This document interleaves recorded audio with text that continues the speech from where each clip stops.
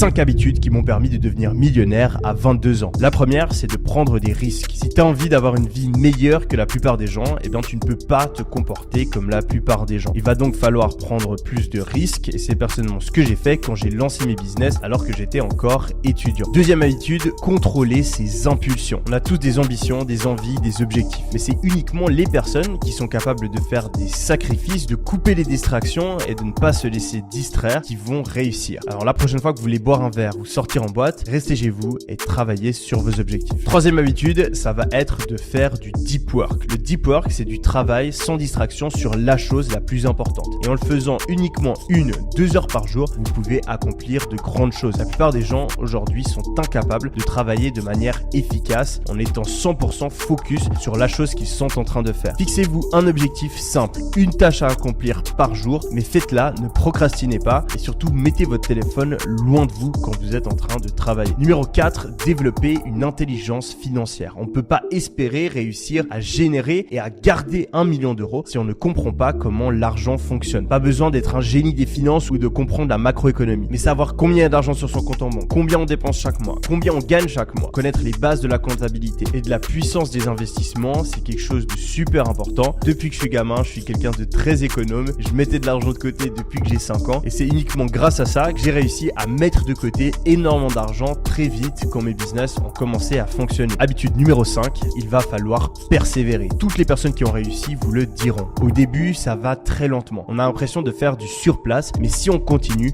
si on persévère, eh ben on commence à progresser et ensuite l'effet boule de neige arrive, la machine s'emballe et on décolle. Malheureusement, il y a beaucoup de personnes qui abandonnent avant d'avoir atteint cette étape. Donc la prochaine fois que vous avez envie d'abandonner, rappelez-vous de ça et persévérez. Il y a encore quelques années, j'étais un étudiant fauché et tout a changé quand j'ai mis en place ces